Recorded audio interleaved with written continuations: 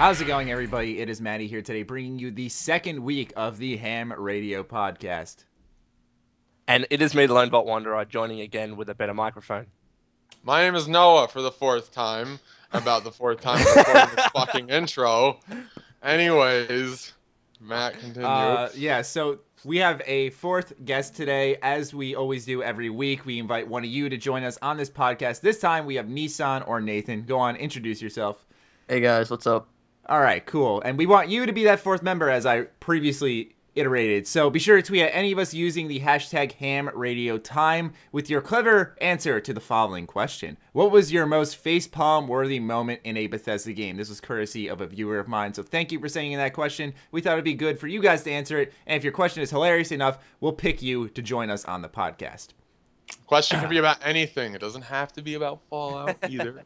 Like, not that person. No one be hates like, Fallout secretly. When did you lose your virginity? Like, we don't need to talk about that. Just like what, you know, just All what's right, your this favorite podcast got burrito to dirty get real at quick. Chipotle? Like, I don't know. I like the carne asada. Anyways, It did get dirty. Anyways, we want to cover a few questions that you guys asked us throughout the week about the podcast. A few things we didn't cover. Number one is that you can expect this podcast to be up every week on Sunday at 2 p.m. Eastern Standard Time, and you can adjust that time according to whatever time zone you are in. So I wanted to first, state that, because that was a question that I've been getting quite a bit, and I don't know how we forgot to this cover is that. professional as fuck. By the way, everyone, I won't be here for the next podcast, unfortunately. So you're going to have to tune in on Matty's channel. It's gonna be a little less Australian. Great.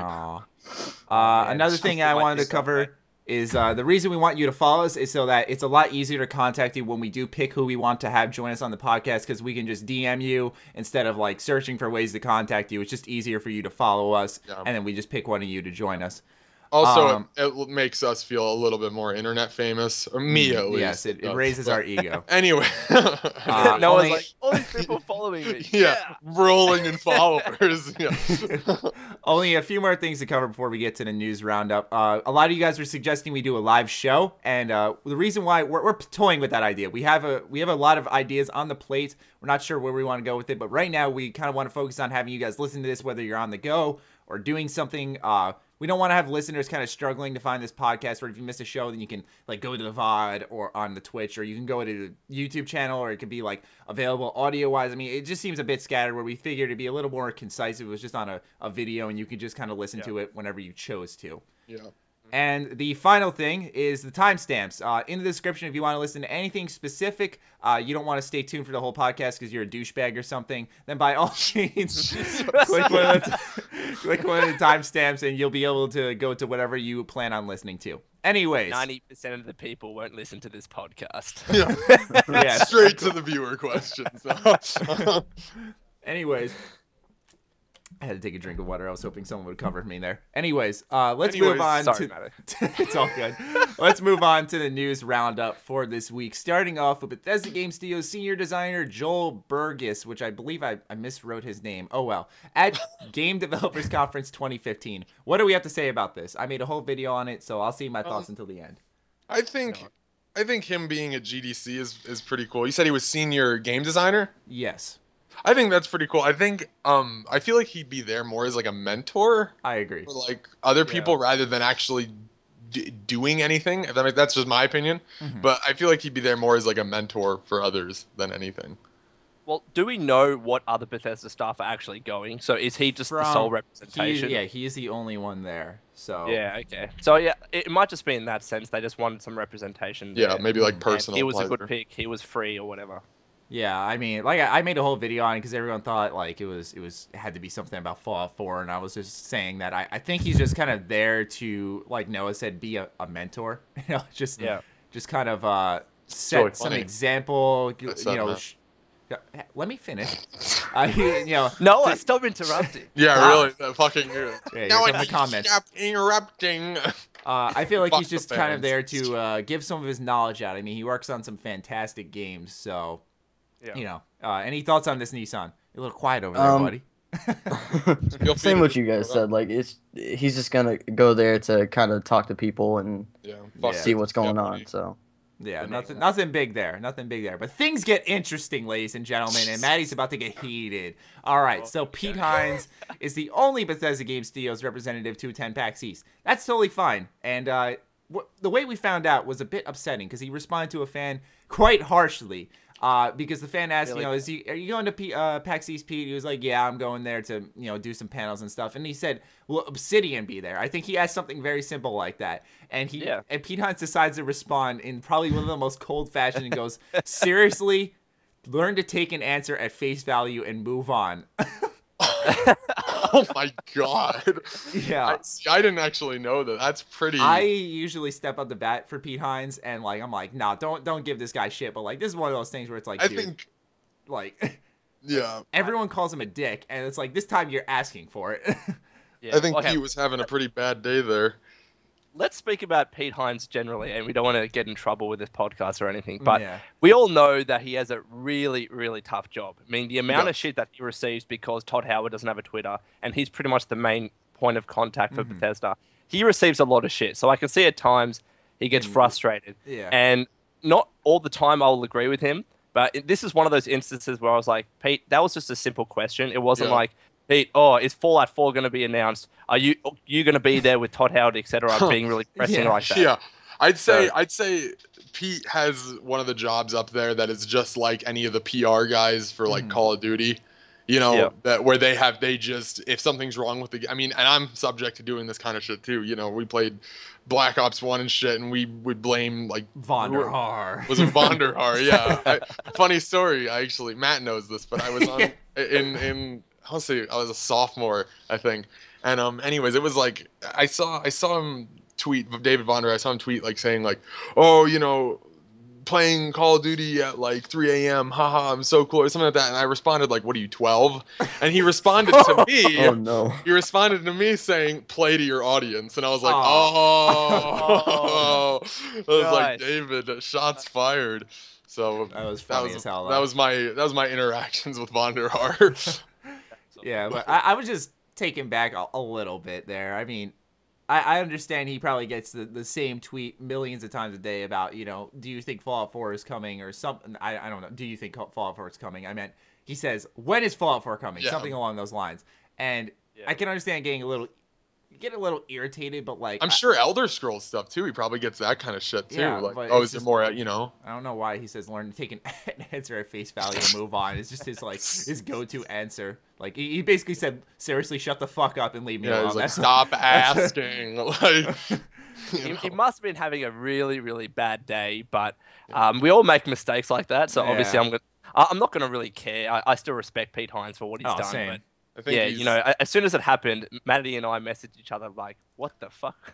What just happened here? Yeah, we were like, damn. I think he zipped his penis in a zipper after taking a pee-pee that day, and he was just kind of like, oh, and then saw that Nissan, tweet. Oh no. Content ID. Anyways, damn it. Anyways, we got some actual news now. That was just a little discussion there. Here's some actual interesting news where the discussion's really going to take off. An industry insider by the name of Shinobi602 is essentially claiming that an E3 2015 reveal for Fallout 4 is coming. He posted a tweet saying the following: Fallout 3 gameplay debut E3 2008, release October 2008. Fallout 4 gameplay debut E3 2015, and the release with a bunch of question marks, and he told us to believe. Apparently, he's made a slew of accurate predictions. I did a brief amount of research on the internet. He's made a bunch of accurate predictions based off information in the past, so a lot of people are believing him. Real quick, you said is he in the industry? I missed that. That's part. The thing. I looked at his Twitter and everything. I don't know where he's come from or what he does. Maybe he knows somebody and it's not publicly known. I don't know. That's what I'm saying. People follow him for his inside information. I hope it comes. Insider, and he just knows a bunch of people. I think that's very well put. Him and Pete are neighbors. Yeah, they talk while mowing each other's lawns. They're just like, hey, bud. I can't bring up any specific examples, but I've seen people say in the past that this guy has predicted something and it's come true. I can't it's been bigger games too. It's been accurate predictions about bigger games, whether it be like when a trailer is coming at a certain convention or something. So I'm a little excited that he said something like this. I want to get your thoughts on this. I know Lone Vault made an entire video on this. I made a video on this, and I'm surprised you didn't as well, Matty. But I was saving it for the podcast. That was the thing. I kind of broke that, didn't I? Yeah. Don't let it sit. Do what you want. Yeah. No, you're fine. The way I see it is that I'm not taking his tweet as hard evidence. If you actually read it at face value, it can be taken as a personal opinion. It could be taken as an actual leak. All I'm doing is using this as a little bit of evidence to back up my original prediction that we would get something at E3 of this year. I don't know what you think about this, Nissan, but for me, that's all I took it as.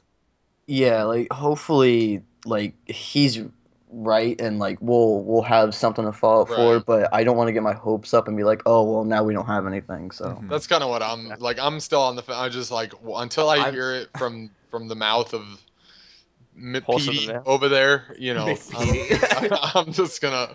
I don't know what's happening. I'm on the fence too, but it is a little relieving hearing from an insider that something's coming. I mean, it's a lot better. It's kind of on par in the same way with like Kotaku, because like Kotaku, Jason Schreier was saying this whole thing about how like, he heard from an insider that a reveal was coming in the next few months. And obviously we'll find out if that's true or not at PAX East, but it's kind of on that same level where he just heard something. It's PAX East or E3? PAX East, because he's heard this in December. He said this, and he said he heard something was coming in the next few months. So I'm guessing that would the only event in the next few months was either PAX South or PAX East. I'm still afraid that they're gonna show a trailer at E3 for Fallout 4. It'll get like announced, but it won't get released for another like 3 years. I'm still scared of that. Well, my opinion on that has changed slightly. The way I thought about it is that in 2008, or what was it, 2007, there was the teaser for Fallout 3, and then it led up to the gameplay reveal. Oh, the gameplay in E3 2008. Yeah. So I don't know how far back that teaser went, but the way I see it, the longer and longer it takes for us to get some sort of teaser, then I think it might be the release date might be pushed back to 2016. Because if at E3 2015 is the first time we see anything, then Noah, you're right. A 3-month turnaround is too quick. Because in 2007, 2008, I think there was maybe 8 months to a year lead up until that gameplay reveal. Because we all know the marketing team over there is just fantastic, and they're not going to want to just do this in 3 months. They're going to want to drag this on and make this, and it's going to be cool. Again, once once we know for a fact the game exists, like from their mouths, then it's going to be cool. We're going to have awesome these trailers. They might even do like these like part by part dev things, because I know they love to do the making of type of videos, and they're awesome. They're really cool to watch. If you haven't seen them, watch the making of Fallout 4 and Skyrim and Fallout 4. Fallout 3. You would have thought. 3, New Vegas and Skyrim and stuff. Those are they're like 40 minutes long, and they're awesome videos, So I feel like they're going to want to do something like that. Yeah. I'll be happy with just a release. Sorry, go ahead, Nissan. The thing with like the longer the game takes to make, the better it's gonna be. So like when people are like, oh no, now we don't have an announcement at this event or whatever, in my mind it's like, well, that means they're probably doing something to make the game even better than before. Right, because I don't want this fucking, like, play the beta for Fallout 4. Okay, well, it's broken, it doesn't work, and then a month later, nothing's fixed. I don't want them to EA us or Ubisoft us. I want it to be a solid game, and I think it will be. I have confidence. The reason why I think we will see something at E3 is because Bethesda's a big publisher, but I don't think they publish enough games each year for them to justify having a conference every year. But I feel like if they're going to have one conference at E3, they're going to show up, go big, and then go home, literally. Like, No, that's a really good point. That's the only reason why I'm pretty confident we'll see something at E3. But I am too. I'm confident we'll see I don't know if we'll see a teaser or a gameplay. Whether or not it'll be released this year is like the main... That's questionable. What if, it is very that's the thing. I think everybody's in agreement that this year we will see something, but in terms of whether the game's going to be released this year or not, that seems less likely as more time goes on. Yeah, I mean, I just want to see if the game exists. I'm pretty confident it does. A lot of people say everyone, a part of the press like IGN or GameSpot is just saying that it's obviously in existence. But if you're like from our perspective, we look at we look at it so often, Fallout 4, and we're like, well, maybe not. There's a chance that it might be something new. But then I say to myself, well, maybe they'll like hand off some of their series, like go to another developer and have them make another Elder Scrolls or make another Fallout game. I mean, I would be fine with that. Obsidian did a fine job with New Vegas. It aged a lot better in Fallout 3 in certain ways. That's because it ran on Windows 7 without 7 mods to do. Yeah, Nissan has seen like my massive amount of crashes on stream. Yeah. Yes, indeed. Absolutely ridiculous. Anyways, that is a little discussion on the industry indecider. Oh my god, I just English failure. Industry indecider. How about I just move on to the next thing? This one is yet another update about Fortress Fallout. It should be the final one. Basically, the game name will be changed because Bethesda kind of put them in an arm lock, and since they have much more money and lawyers at their disposal, Captain Sparkles and his development team didn't really have much of a choice. Now, I want to discuss this because I had a little bit of a backlash on my channel. A lot of people didn't agree with what I had to say, which was that I feel like Bethesda was just kind of defending what they have and just trying to avoid confusion. But a lot of people got upset that I said that fan base was so stupid that, you know, they would get confused between an app and what Fallout 4 actually is. I don't think it has anything to do with the fan base being stupid. I think it's just them not wanting the name Fallout on something that... Granted, now, there were some interesting comments on the fact of Fallout being like an open domain and stuff.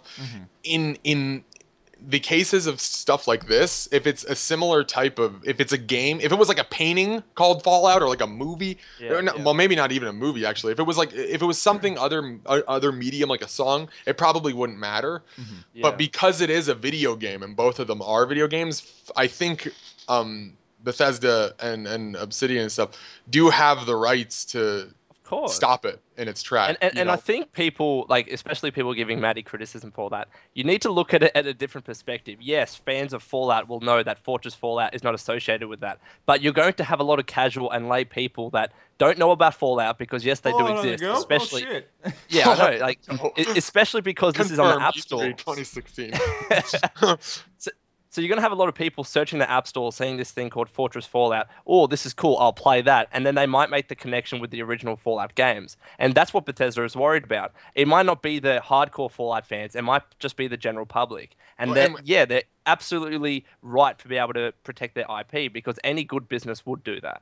And what you just said is actually something that's really big right now is brand similarities. You know, when Minecraft went to mobile, if you go on and look at the top free and stuff like that right now on your iPhone or your Android, whatever, you'll see a bunch of Minecraft copies that look exactly like a lot of the stuff that Minecraft, the Pocket Edition, does. Like in terms of even the screenshots, just even the app, the application icon will look incredibly similar for the sheer fact to make you think, you know, a casual player, someone who doesn't really pay attention to it, we'll look at it and be like, oh, that must be Minecraft, you know? That's actually a really, really good point. I mean, do you guys remember Flappy Bird and how there are so many different knockoffs and copies endless clones. Now, can you imagine if Fortress Fallout gained popularity and then you have all of these copies on the App Store with the name Fallout in there? Could you imagine how pissed off Bethesda would be? Oh, yeah. And I think that's something they're really worried about. A really bad snowball effect, you know? So, I mean, really, they did it to cover their asses. And I think Captain Sparkle, well, I know Captain Sparkle's uploaded a video like a day after we put the podcast out. Yeah.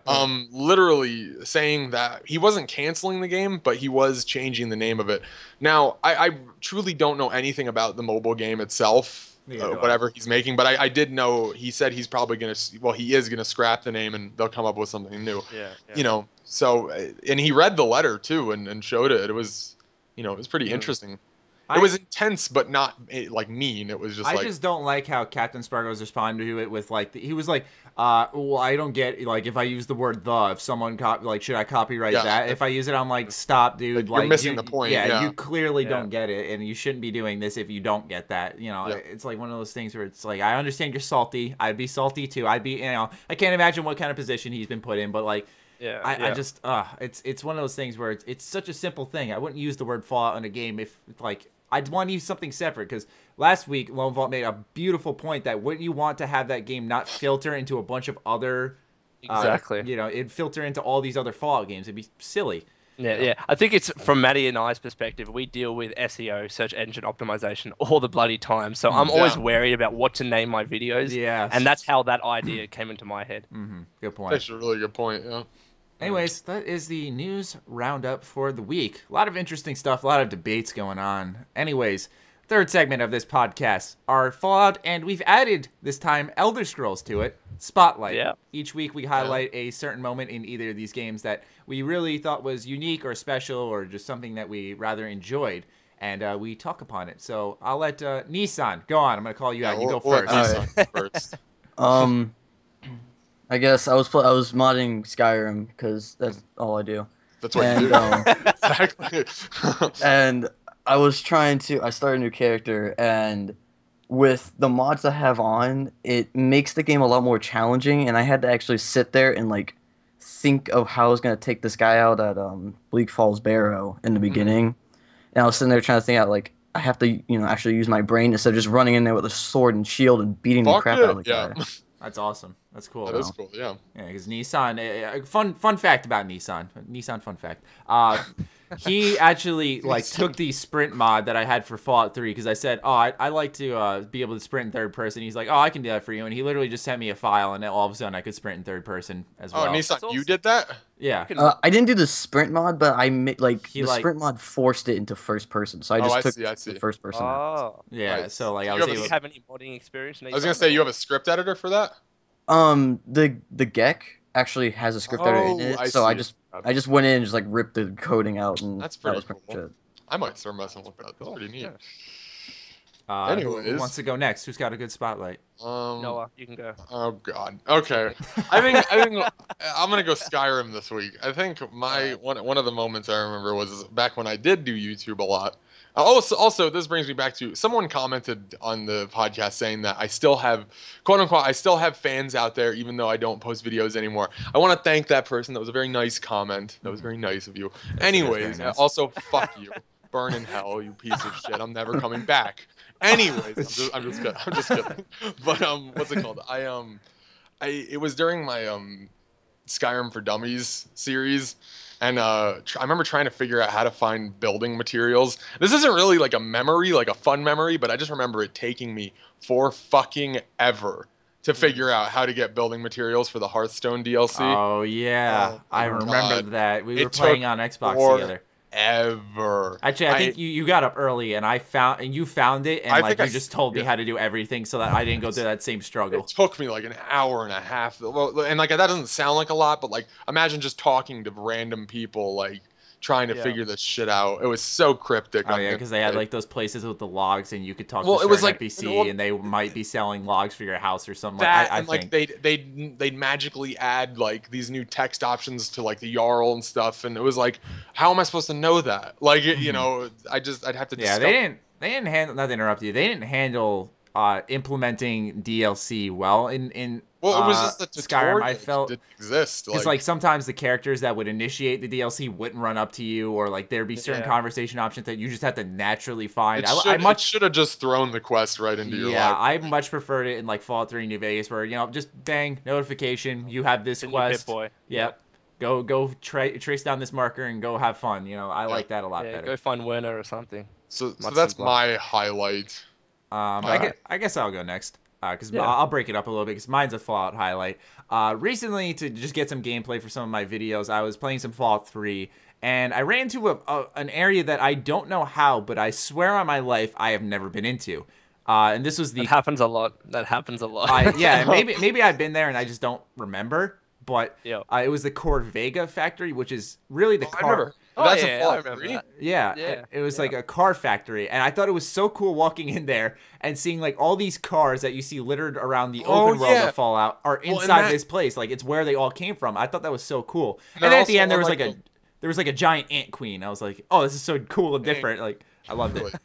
Really cool area. Car factory. Yeah. But I think I remember that because they had all the cars on the line still and stuff like that. Yeah. It was kind of neat. I vaguely remember that location. Yeah. I've never been there before, and so like I was walking around, I was like, this is cool. So this is where all the cars kind of came from for this area. You know, there's like this actual car factory. I thought it was a little cool foresight, kind of brought the world to life a little bit because it was like this is actually where they came from. I don't know. It was one of those little things that I thought was like that's interesting. You know, it's even like when visiting the Nuka-Cola factory, just something like that. Yeah, or the Red Racer factory. I think that's in Fallout 3 as well, where you see like all these little red tricycles like along the little conveyor belt. That place is creepy. I was gonna say that one's creepy as hell. That one brings me back to my Metro, walking around and to my last Fallout highlight. Yeah. Anyways. All right, so my turn. So there was this time when I was just playing on the Xbox 360 where I wanted to 100% every single game in terms of achievements. So I did Modern Warfare 2, I did Assassin's Creed 2. I'm like, I'm starting well. Let's go on to the next game. Ooh. And then I decided to do Fallout 3. If you've ever done all of the achievements for Fallout 3, you know how fucking long it takes. Have you done it? But at the time, I've done it. And for New Vegas as well. And including the DLC, but I didn't realize at the time how long it would take. So I'm thinking, it'll take like, I don't know, 20 hours or something like that. Hell no. Yeah, no. Oh, how you're so wrong. But that's what really, I guess, started my love for Fallout, because I'd played it before. I didn't really appreciate the game like I should have. And then I finished all the achievements and I'm like, wow, I've spent hundreds of hours in this game. I fucking love it. So I'm really appreciative of that fact that I stuck it out, because I found the game that easily to this day is my favorite game of all time, just because I did all the achievements. Because it makes you explore everywhere. It makes you, talk to all the people, do all the quests, and appreciate a side of the game that you might not appreciate if you've just played the game doing the main quests or not really exploring. Yeah, I was gonna go for the platinum trophy. I love getting platinum trophies on my PlayStation. It's a rare occurrence for me, but when I go for it, man, I go hard. And I was gonna go for it for Fallout 3, and I made a video just for it because it just kept crashing on me. But I was looking at some of the trophies, man. Like the karma trophies are probably the hardest, I'd say, because it just requires so many playthroughs. No, this is a trick with the karma trophies, and I remember that, and this is how I organized it. So when you get to a certain level, like level 9, and then when you go to level 10, that's when you have to be a good, neutral, or bad karma. So what I did when I was at the end of level 9 and I needed, like, say, a couple of hundred of experience points, I would save at that point, play as I normally do, go to level 10, and I was already at good karma. And then I would go back to my old save, kill a bunch of people, and that would make me bad. And then I would be bad at level 10. And then I would do the same and be neutral at level 10. So that's how I actually organized it. So I didn't have to do multiple playthroughs. Smart. I never even thought of that. There's also, but there's ones like the hack 50 terminals. Holy shit, I feel bad for you now. The 50 terminals probably was hard because there's also 50 lockpick.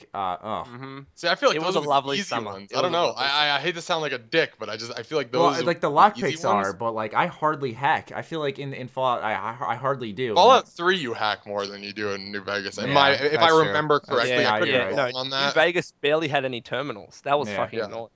And then when you did, you just, for PC, you click E and you could just open it. That would be it. Exactly. Console commands. So useful. You guys are cheaters. Anyways.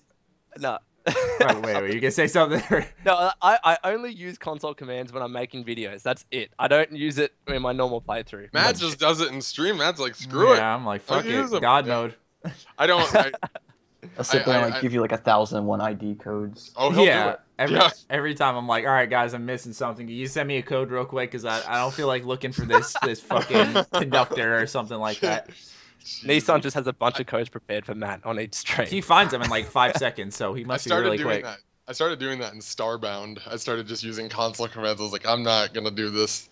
But anyway, that's a totally different game. But Anyways, speaking of different games, let's move on to the next segment where every week we talk about what we're playing. Some of us are playing the same games again. Some of us are playing new games. And I have two brand new games. So let's start off with I'll start off with the first game I'm playing because it's the newest one. And that's the Order 1886.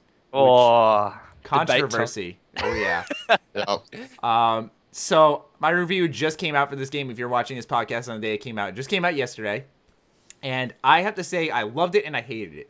It was like the world, the atmosphere and everything, like I loved it to death. The story was fucking awesome too. but like for some reason they would just force you to walk these extended segments where you do nothing. And when you pick up like an item, you inspect it for like 20 seconds. And that may sound like, little things, whatever, you could deal with it. But that's because there's like it's a third-person shooter. So there's no like gunplay in between or anything like that. And the game kind of spoils itself because you can't take out your gun when you're doing these walking segments, which sounds very weird to say. But like when you can take out your gun, enemies are coming. So it kind of spoils itself too. Yeah. And so it just breaks up this flow where it's like, we get that this game looks super fucking good. Like, you don't have to even tell me. I can see with my own 2 eyes that this game looks awesome. I don't get why they made us walk these slow segments and appreciate the particle effects and the models. It's like... It's a peacock. It's got to flaunt its own feathers. Okay. I have to ask you, Matt, what's your opinion about the length of the game? Because there's been so many videos, Boogie, I think Total Biscuit made one, Review Tech USA, about... it's only 5 hours long, but the video that was on YouTube was just a fast playthrough. So what's your opinion on the length of the game? I thought the length... Well, here's the thing. It took me about... if it came out yesterday and you already put out a review and you beat it, Yeah, that kind of speaks for itself, doesn't it? Yeah, that does, but it was 8 hours long, which is a normal single-player length, but that's not... I think 12 hours is normal. Yeah, that's the thing. 8 hours normal. Well, here's the thing, though. This is my issue with it, and I'm keeping this spoiler-free, mind you all. So it was 8 hours long, and I was satisfied with the game length. It was one of the first games in a very long while that I could sit down for like almost the entire game and just play it straight through because I was really gripped. So the length really kind of worked in that way. But the thing is that the game ended where it shouldn't have, so the game could have been longer, and that's where the length kind of works against itself. But in terms of the actual 8 hours, I wouldn't say it justifies $60, but you could easily wait for a price drop and pick this game up and it'll be worth your time. So it's a sale. Yeah. It's a sale game. It's a sale game. I don't think that the length should be as big of a controversy as it is, because you look at games like The Vanishing of Ethan Carter, which I think is like 2 hours, or Journey. I'm just thinking of games off the top of my head. Brothers: A Tale of Two Sons is a perfect game because Lone Vault's played that.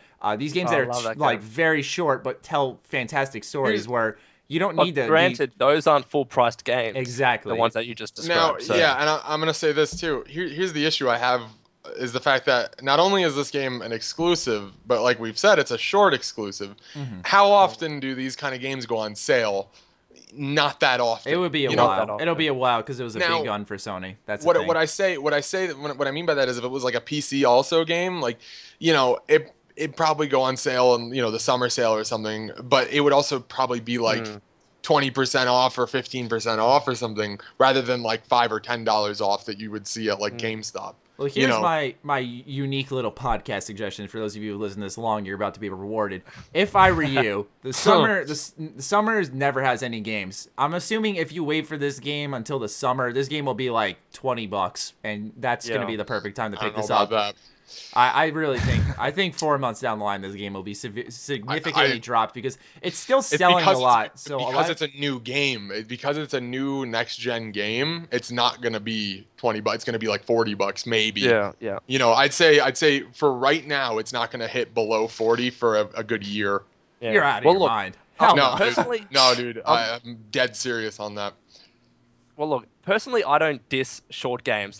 They serve their own purpose. As Matty said, I've played Brothers: A Tale of Two Sons, and I finished that in one session, loved it. It was awesome. But I think the price of the game has to be in proportion to the length of the game, and especially when the game is solely single player, which I believe the Order 1886 is. So if you don't have that kind of those additional features like multiplayer or whatever, you really need to at least put some hours into the single player, and so it's not just fetch quests or just walking around for hours on end. It should have some meat behind it and be a bit meaningful, especially if you expect people to pay $60 in America or $90 in Australia. Yeah. That's what I'm saying, though. Like, that's why I say, like, the length isn't bad. It's just it ended where it shouldn't have, so the game could have been like another 2 or 3 hours, which would have made it a sufficient length and overall a much better game.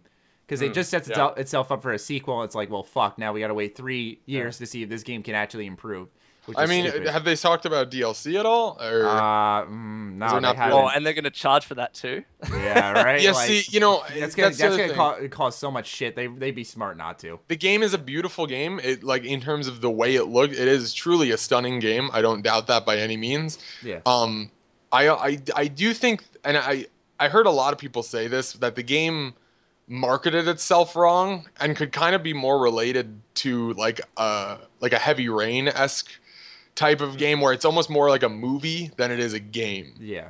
You know, I mean, I'm watching gameplay of it right now, and you know, the firefight and the shooting all looks fine and dandy and all, but you know, they don't have enough of it to justify it again. as a game. Yeah, and that's the common complaint I keep hearing is that it gives you a little bit, but then stops, and that you know, and I mean common like all around. So I'd wait a while on this game, you know, if I were you guys. Yeah, I recommend the same thing. It's worth a playthrough at some point, but you don't need to rush out right now and buy this game, people. As Nissan, do you have an opinion on it?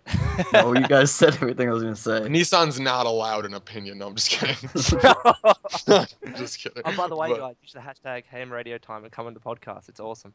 Yeah, do that in the middle of the podcast. That's totally Anyways, I'm playing another game this week. It's a total polar opposite game of the one we just previously discussed. Is it an anime game? No, not really. But it's a game series that I used to love as a child, and it's been like annualized to death, but I haven't played it in so long that it feels kind of fresh. All right, I'm just going to say it because it was on sale. I couldn't help myself. Shut up. Dynasty Warriors 8. For my I don't know anything about that game. I couldn't help myself, dude. I saw it. It was like, it's normally $40 and it was like $12. And I was just like, I gotta buy this game. And so I did. And I'm not regretting it. It's fun. It's so stupid. It's fun. It's cheesy as hell. You kill like 1,000 enemies in a battle. It's one of those mindless games where if you're just sitting there like, I just need to, you know, mellow out. I'm gonna play something stupid. It's perfect for that. Grand Theft Auto, yeah. Okay, well, you know what? Go ahead. Play a better game then. No, well, I said that's why I play. I wasn't insulting you by any means. Yeah, but there's not much discussion to it. If you heard of Dynasty Warriors, it's literally a hack and slash, super crazy, unrealistic game that you should only buy if it's on sale. And since I consider buying it 1,000,001 times, when I saw it was like literally 75% off, I was like, okay, now's the time. Yeah, you should pick it up. Yeah. Yeah, but those are the games I'm playing. We've talked long enough about what I'm doing. Let's hear what you guys are playing. Okay, I guess Nissan? I'll go. Oh, no, shut up. Nissan, you go. Oh, I'm going? Alright. I've been playing Star Wars Empire War for past week or so. Nice. Now, what is that? What is that? It's a Star Wars game, but like it's a strategy game. So like it's not your common like Battlefront or KOTOR game where it's like, oh, I'm gonna go here and kill someone with a lightsaber. Is it a top-down? Yeah, it's okay. I like the sound of that. Yeah, it's pretty good. It's kind of like Civ almost, like the same kind of like top-down camera. It is so cool. Not to interrupt you, but a Civilization Star Wars game. Oh, all right, go on, keep going. So Beyond Earth could have been, but no. It's like Civ, but it's real time. So it's like it's not like turns. It's like you just you go and you do stuff. Yeah. So that's pretty cool. No, fair enough. Is it similar to that Halo game, which is top down? Halo Wars? I can't remember the name of it. Halo Wars. Yeah.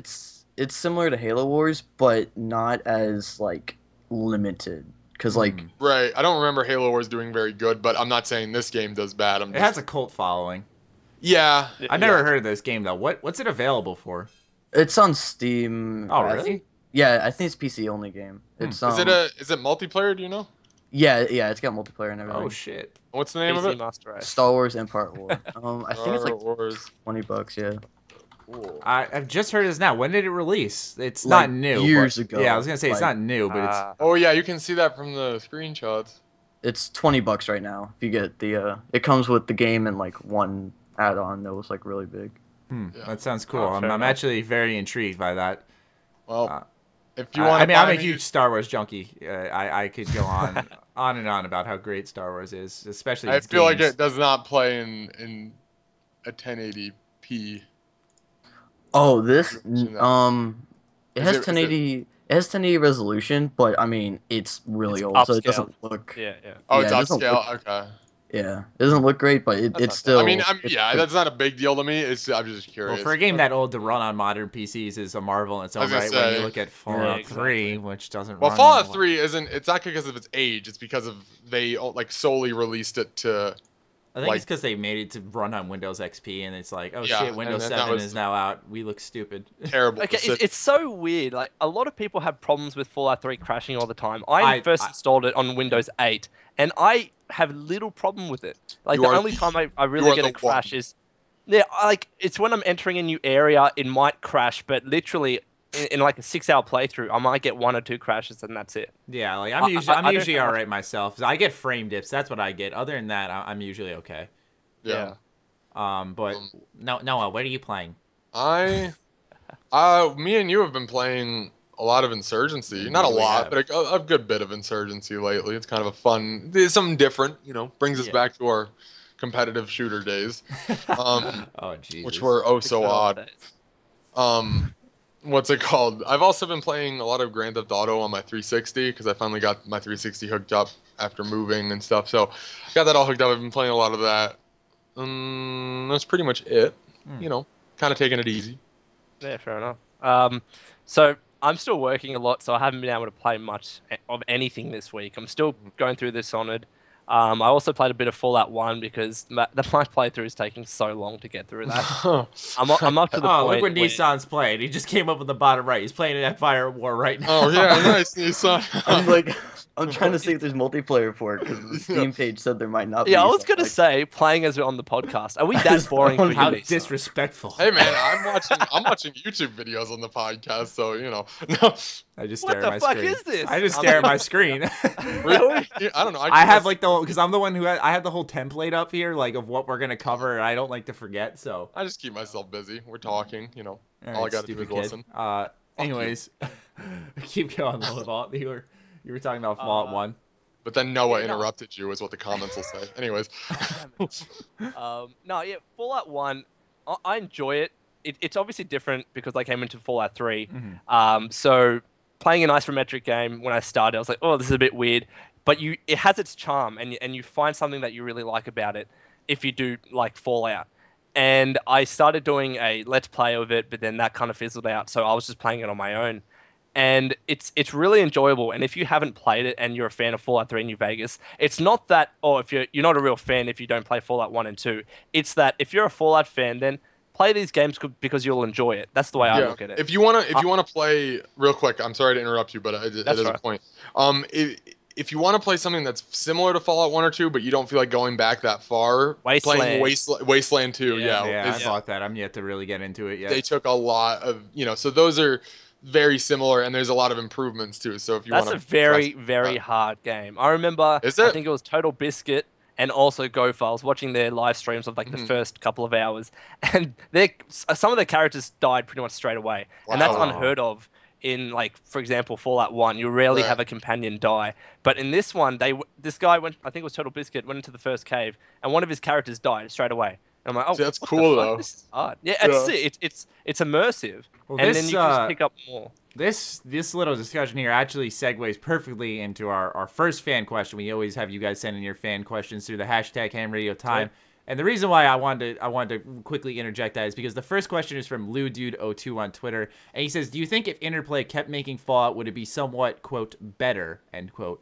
So I felt like since we're discussing Wasteland, these top-down isometric games, basically answering the question, kind of answering the question, do we think that if Interplay still had the Fallout name, would we be seeing better games or more games? I think we'd be seeing more. I don't know if better would be. It's hard to improve that kind of genre. Yeah. It's a fun genre. It's a different genre, but it is hard to prove it. You're really just working purely on gameplay mechanics. Yeah. It's kind of hard to see the graphics, so it's like they pretty much, not the same, but they don't vary that much. So it's kind of like the only thing you have to work on is gameplay mechanics. So I don't know about better games. I think it would really just be a whole different thing altogether. Yeah, because it wouldn't be as widespread. You think about when it entered the first-person shooter genre, and I don't want to say first-person shooter because it's really just an open world. Well, it's first-person, but like first-person shooting mechanics. I think that made it more relatable, and then the layers of depth that the game had behind it, of lore and story and all this stuff. Made it much more interesting for those who decided to give it a wing, whereas most people are turned off from these top-down games, these strategy-based games, for whatever reason. I don't understand, because I used to be like that, and then I played XCOM Enemy Unknown, and like it just converted me. I was just like, okay, I like strategy games now. I don't know That's what brought me into them too. As they're just so cool to see. I think the landscape of Fallout as we know it would be completely different. Like, I don't know if they would have made the jump to console to start that off. And maybe they would have gone to like iPad or mobile, because that's perfect. Like you could easily play a top-down strategy game on an iPad. It'll just work. I've been saying for a while, I'd love to see them take the old Fallout games and bring them to like mobile, bring them to even consoles if that's even possible. I don't know how well that would work, but like bring these older Fallout games to the fan base. It'd be, number one, a lot of fresh content for everyone who doesn't have a PC or hasn't played these games, and it'd be giving the series attention. I've always wanted them to do that. I hope they do some type of like, I said doo-doo. I really hope they do they do something along the lines of like a huge Fallout Ultimate Collection or something. It's a wishful thinking, but it'd be so cool. Yeah, I feel like that's a lot of money. And a lot of time to focus on something like that. Maybe that's their big E3 announcement. Dear God. Look, generally, developers need to get all of their backlog of games, because most developers, anyways, or publishers, they have all these great games which are just sitting in their backlog. And I think the perfect example of that is Nintendo and Pokemon. Just put the Pokemon games on mobile. Like, what are you doing? That's guaranteed money. It's going to print money. Pokemon Red, Blue, Gold, Silver. It's not like it's hard. I mean, there are emulators out there already, so why not just do that and you're guaranteed money? Like, literally. Anyways, great question, Lou, dude. Moving on to the next question. This one's a little interesting because it's going to require a bit of thinking. This one comes from @Batman or _Batman Gaming _ on Twitter. He asks, what are some of the best features you saw change from Fallout 3 to New Vegas? This is a tough one because there was none. No, I'm just kidding. There really weren't. There were changes. There was the ADS they added. Yeah, but there were changes, but there weren't like. Maybe it's because I haven't sank as many hours into New Vegas as I have Fallout 3, but there weren't any like notable changes where I was like, "This is so different from Fallout 3." If there were changes, they were kind of negative. I noticed that Nissan has a New Vegas avatar or logo as a sky picture. So, what's your opinion on that? Like, that's. I really liked hardcore and the crafting because. How could I forget hardcore? I feel so stupid. All right, here. I didn't even think of the crafting. Are you even a real Fallout fan, Matty? I already see the comments. My god. Marty. Yeah, it's just because like I've played my Fallout game, or New Vegas at least, focused towards hardcore. So like I think like Matty, when you said you hadn't played hardcore before and you said you couldn't do it without cheating, I was surprised because I did like twice on the 360. I'm sitting there like, how? So you're trying to make me feel bad on my own show here? I'm sorry. Okay.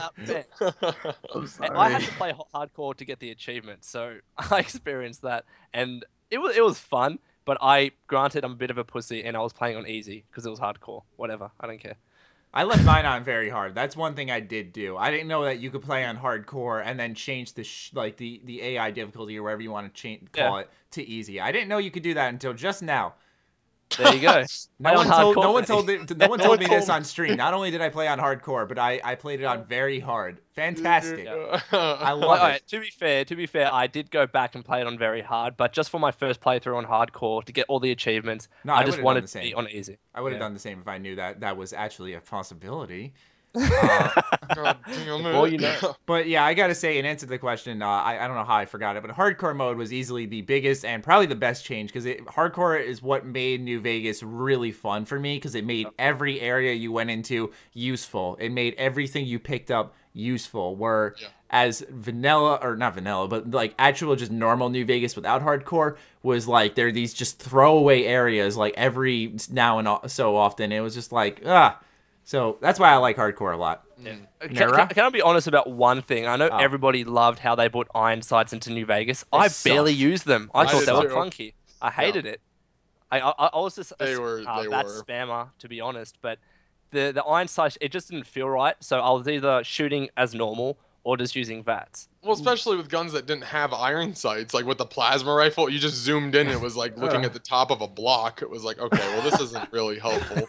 You couldn't center anything. It's because what I noticed is that the gun didn't have, I don't know if I'm going to use the right word here. No, correct me if I don't, but it's like it didn't have any actual physics to it when you shot, where like it had like a normal idle sway left and right as you shot. No, because it was like, I'm saying from like a programming standpoint, they didn't do anything to make the gun naturally bounce as you shot. You just kind of wagged your gun left and right. That's true. And it was just like a slow motion left and right. I wish you guys could see my hand right now. I'm about to turn on this guy's camera so you can see my hand. So there was no recoil.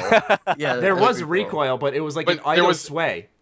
Okay. No, what you're describing, I think, is recoil. Like, that's what I'm saying. Like, it sounds like what you're saying. I'm trying to sound complex. All right, let me have my moment here. You're overly like complicating recoil. But it's recoil. No, but I know what you mean. But that doesn't sound right because that's no. Not But I know what you mean. Like, it wasn't the shooting was not satisfying in. I don't want like the an fucking ADS RPD from MW2 where you're like and you're like gradually like flying up the screen. Like that's not what I want. That's not what you want. Yeah. Okay, well done. No. Anyways, could I go back real quick to Empire War? Yeah, of course. Oh, yeah. Absolutely not. Shut up. I looked it up. They shut down the multiplayer, but there's a program that allow it to play multiplayer. Like so, yeah, I don't know. If anyone cared, there's a way to play multiplayer. So, all right, cool. Sure Moving on to the next question. This one comes from Ryan Daniels on my Facebook fan page. If you don't like me saying your full name, well, too bad. I did it anyways. You shouldn't have used Facebook. No. He says, what is your favorite game besides a Bethesda game? And you guys are awesome. Please don't quit YouTube till I die. So wait, does that mean when he dies, you guys can quit? Yes. Yes. Okay. We'll wait for that stuff then. But the question is, what is your favorite game besides a Bethesda game? I know mine, man. I'll save mine for the end because I'm gonna go on for a while, baby. So, all right. Nissan can go first. I need to think. Probably Halo Wars because I play that like at least once a week. Really? Like, yeah, like I'm obsessed with that game. Like I was that not game actually expecting that. So we got a Halo expecting Wars like Call of Duty Advanced Warfare. I wasn't expecting like Call. I just wasn't expecting Halo Wars. I was kidding. Interesting. I think mine would probably have to be. See, I want to say Grand Theft Auto 4, but I also want to say GTA 5. So I'm just gonna say Grand Theft Auto as a series, purely because I've just put so much time into just having fun with it. I play it to this day. I just have fun going in there, just doing my thing. Not even doing missions, just fucking around. I mean, I've beaten the game like 3 times, but still, like you know, it's just doing my thing, having fun. You know, the soundtrack, like everything I love about the game. So. That's mine, is the Grand Theft Auto series. Awesome. Mine, even though the games don't have much replayability, is the BioShock series. I fucking love that series. That's a big one. Yeah, that would be a big one. Oh my god. I'm not going to spoil anything for you, but if you've played BioShock 1 and 2, the ending of BioShock Infinite will be really, really satisfying for you.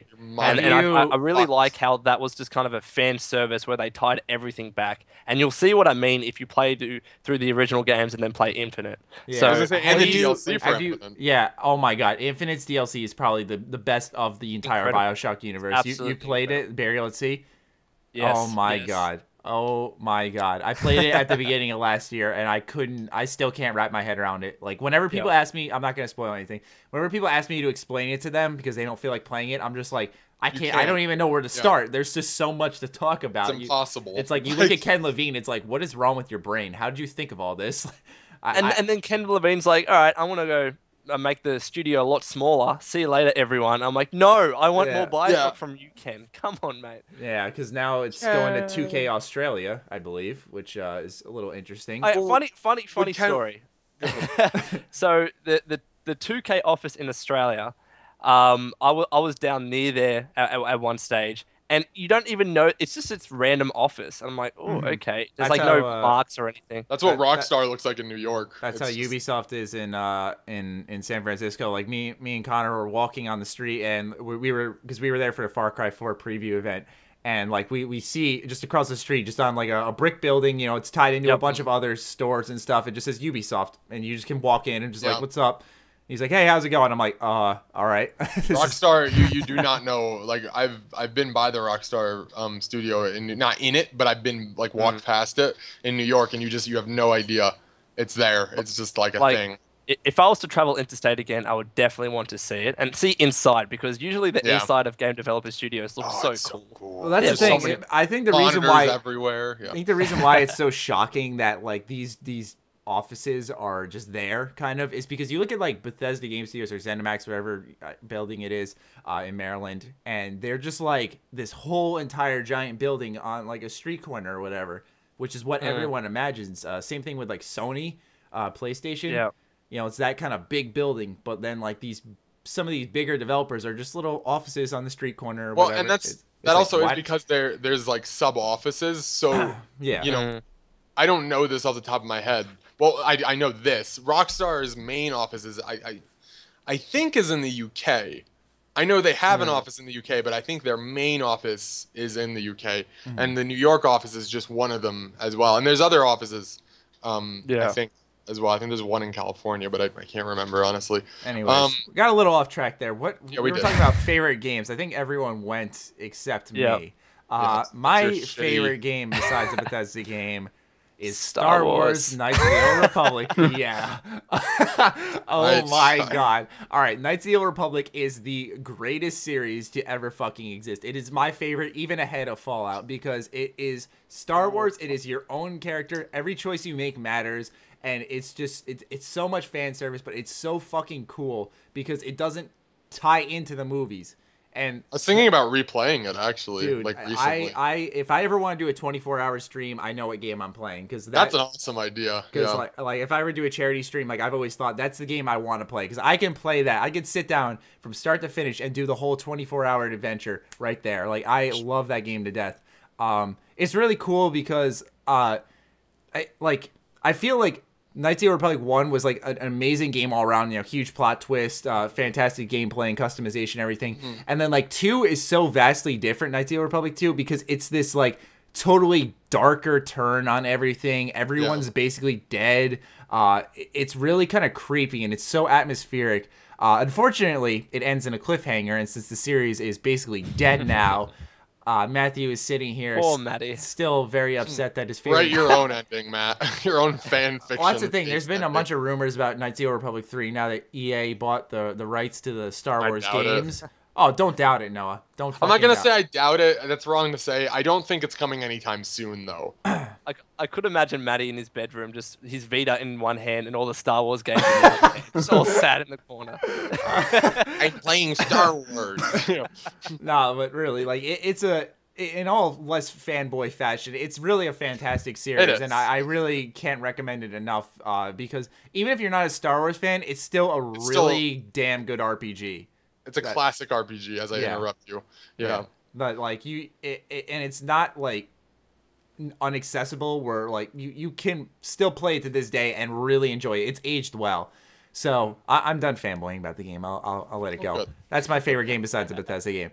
That was question number 3. Moving on to question number 4 from Twitter at ThatGamingKing. He asks, this is a really good one. Do you think that all the Bethesda published games have any features that could end up in future Fallout games? For example, he provides the way like bodies explode in Wolfenstein. So he's asking, like, you take the Evil Within, Wolfenstein, God forbid, Elder Scrolls Online. Could you see any of these features be put into a Fallout game? My choice, I want to get this one out of the way because it just hit me now, is you take from Rage that boomerang thing that you can throw, and if you cut their head off, it comes back to you. Put that shit in Fallout. That is awesome. I definitely loved using that weapon in Rage. Yeah, it was so fun. Why people don't like Rage? That was so much fun. I love cutting that game. People's heads off. It was so realistic. I'm done fanboying. I downloaded Rage and I played about 15 minutes of it. And I got some stutters on my PC, and I was like, I'm not gonna play this game. Even though at the time, even though I was too cocky at the time on my PC to just turn the settings down a little bit, I was like, no, it doesn't run very good on high. I'm not gonna play it. So I could still, isn't good. yeah, I still could re-download it and play it, but it's a big game. So you need to give it a chance, Noah. You really. I want to. I really do.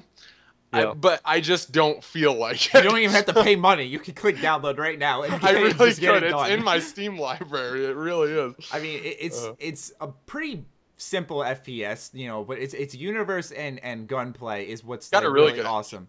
And yeah, obviously it looks good for the time it released. I think it came out the same year Skyrim did, or I might be good. Like to this might day. be mistaken. I'm not sure. No, it came out before Skyrim. Oh, did? All right, yeah. But Rage was awesome. I love that game.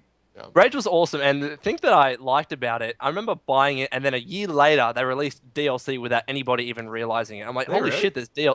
There is DLC. You haven't played it, have you? No. There is a locked door in one of the main towns that you can now access, and that's the DLC. That's it? What?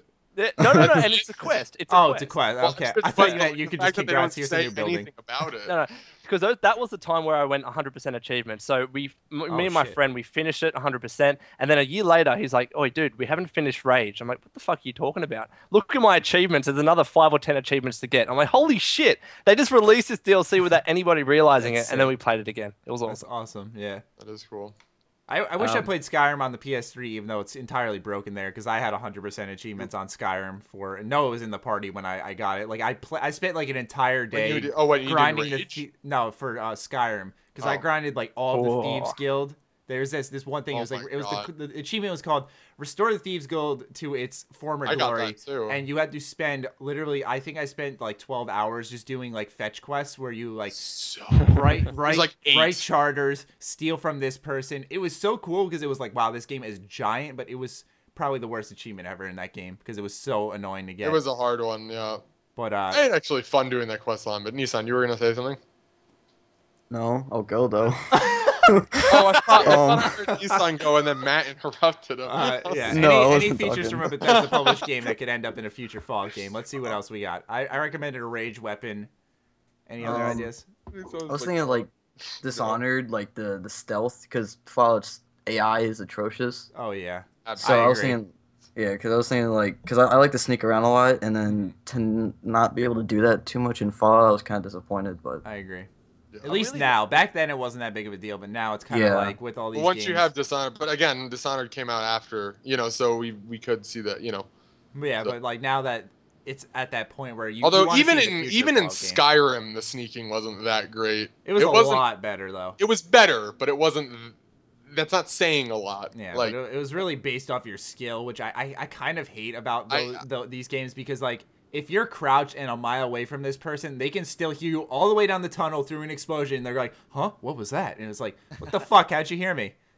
That's like, fighting? No, but I will say about Fallout, though, is that I love being able to snake and getting criticals with like a sniper and watching their head explode on one bullet. That is a really, really cool feature that I hope they bring back in Fallout 4 because a sneak playthrough in Fallout is actually really fun. Mm-hmm. I don't know if many people do it. It's all guns blazing with plasma rifles, etc. But try it. Next time you're playing Fallout, just get out your sniper and try sneak around. It's a really different take on the game. Yeah, I had to kind of do that to a degree for hardcore because I didn't want to like confront because I was playing on very hard. I didn't want to like confront everything like right there. So I had to like sneak around and like pick people off, and it was fun. But any other features we got, boys? We got Dishonored. We got something from Rage. I don't know. Honestly, maybe a little dual wielding from Wolfenstein, I was about to say dual wielding from Dishonored, actually, like having a pistol in one hand and a melee weapon in the other hand. That would be really. That'd be some like solid Snake stuff because he always carries around the pistol and knife. Everyone nailed it. Or like mine and Maddie's ideas, having a gun in one hand and that boomerang in the other hand from Rage. Yes. Oh yes. These are some crazy ideas, but I think the best one is like revamping the stealth and some rage weapons wouldn't hurt. That'd be pretty cool. But anyways, moving on to the final question from Twitter from 10100101. He asks, "What are your best gaming moments since you started gaming?"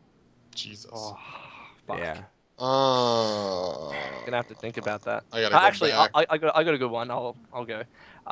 It's playing, back in the day when I was a kid, playing Zelda Ocarina of Time with my brother and my cousin. The way it was set up is my brother had the controller, he would play the game. My cousin was the strategist, and he would say, all right, do this, do that, this is where you need to go. And I would just watch them play, and it was one of the most enjoyable things, like enjoyable gaming experiences that I ever had, and I wasn't actually playing.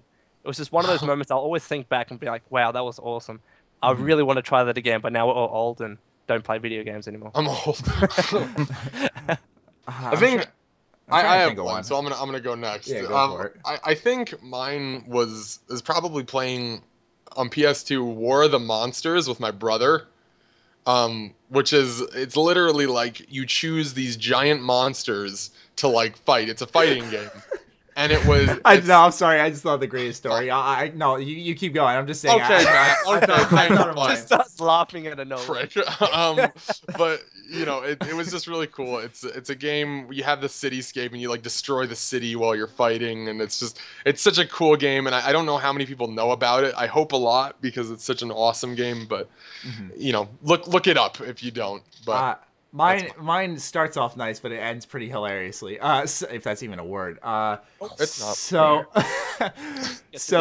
So before I had like all my systems in my room with like my own TV, in my basement used to be where like I'd have a TV and my PS2 hooked up, and then don't you still have a TV down there? I do, but it was totally different. Like I had a whole cabinet along the wall. Like when you walk in my basement to the right, it was so ghetto, and there'd be like a TV on a table, and the system would be below that. And so I'd have my PS2 on the left TV, and then on the right TV would be my brother and his original Xbox. And so we'd always sit there and play games together, and I just remember having a bunch of fun times doing that.